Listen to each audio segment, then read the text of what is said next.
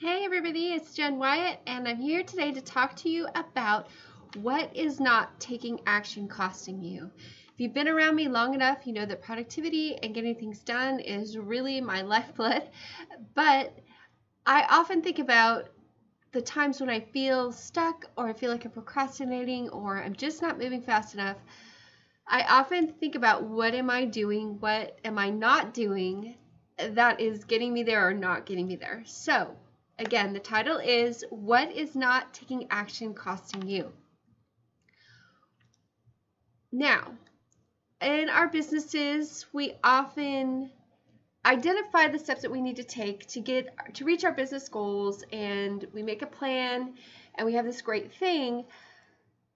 But when you have those goals that you want to reach, how do you actually organize those to get them done in the most efficient and focused way? Because a lot of times I hear, especially online in groups and with some of my clients, is that they just have trouble getting focused. They have their big plan, they have their big goal, they don't need help creating that. They know the steps to take, but really honing in and getting organized in a very efficient and focused way.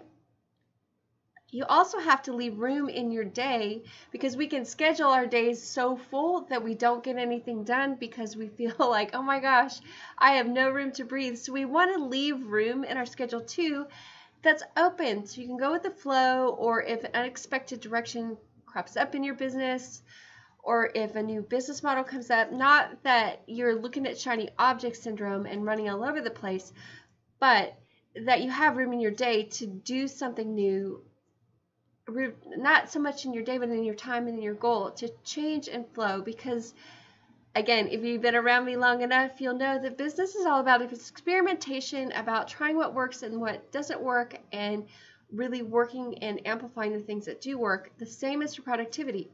We want to try a bunch of different things sometimes, and really what we need to do is figure out what works for us and let go of what doesn't work, and then keep maximizing on the things that do. So one of the things you need to do is you need to create deadlines for each step. And you'll do this by starting with your end goal and working backwards. I've talked about this a lot. So you have something that you want to do, say, in December, and then you work backwards to the timeline till today. Because those deadlines give the ability to reassess and take it at any step and make adjustments. Plus, you're also looking at your calendar and you know exactly what's going on in that time period, any time off that you want off, and what things might already be existing on your calendar. So, how do you make sure that you meet milestones and deadlines? Most people miss this important step because we don't have a big enough need, want, or why. So we create this goal and we think, oh my gosh, it's the best thing ever. And then we start walking towards it, and we're not tied into the why or the want or the need of that goal, and we simply lose interest in it because it doesn't feel good anymore, or we're like, why am I doing this? And so you really have to go back to that moment that you created that goal and really tap into that. I want to tell you a little story about publisher and Kindle coach Kristins Joy. And she demonstrates all of these things that we're talking about through her personal story.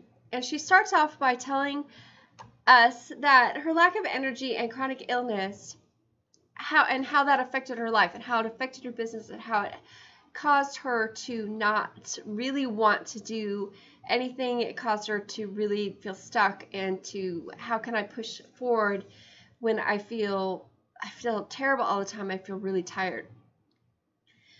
But she identifies her conflict and the goals that she engaged in her fight to regain her health and grow her business.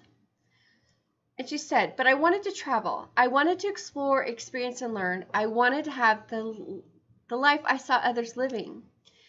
She goes on to conclude, I also always have known I'm an entrepreneur, and my passion drove me to press on, not only to find out what was causing my sickness, but to learn to grow my fledgling publishing business as well. I did everything that I could. Kristins Joy identified the obstacles and did everything she could to overcome them because she felt driven. She didn't make her illness an excuse for cruising along and maintaining the status quo and zero growth. though she could have easily have done so, and it would have been completely legitimate. But she had goals for her life that she was passionate about. And today, Christian Joy has, by her own admission, a $500,000 publishing empire. And starting backwards consists almost exactly of what Christian Joy did. She identified the big goals, she identified the steps that she had to take, and then she created realistic deadlines from the final deadline all the way forward to the first small step. In Christian Joy's case, she needed to identify her big obstacles, which was her health. That was part of the identifying steps she had to take. She goes on to talk about a chance encounter that helped her see a huge opportunity. She also identified her worsening health as her biggest obstacle, so that was the one she tackled first. And she was smart enough to know that while many of us don't realize, is that we often allow fear, either of success or failure, to hold us back. She goes on to say, as my body finally began to heal, I had the energy to throw more of myself into my business. I still bartered for everything from entry to events to computers. I dove more passion for my books, and I already had the knowledge. All I needed to do was take action. It took Kristins Joy 13 years to go from that moment to her $500,000 publishing empire, but she refused to let obstacles stop her. She regarded them as challenges and sought creative solutions. She credits this to consistently and relentlessly taking action and finishes with a challenge. Ask yourself, what is not taking action costing you?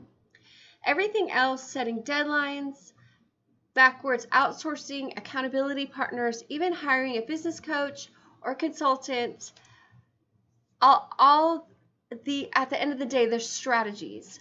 Strategies can help you attain your goal, but without determination, drive, passion, and a clear sense of what your calling is, you may fall by the wayside. So, just to remind you, what is not taking action costing you? What is your big obstacle? What is your big why? And what's the plan that you're going to create, looking at where you want to be and looking at where you are now? What's that gap in between, and how are you going to get there? It doesn't have to take a week. It doesn't have to take a month. It can take, in Kristins Joy's case, 13 years to get to that big goal. And that's okay. We have to be okay with the timeline as long as we are taking action. Because, again, think about what is not taking action costing you.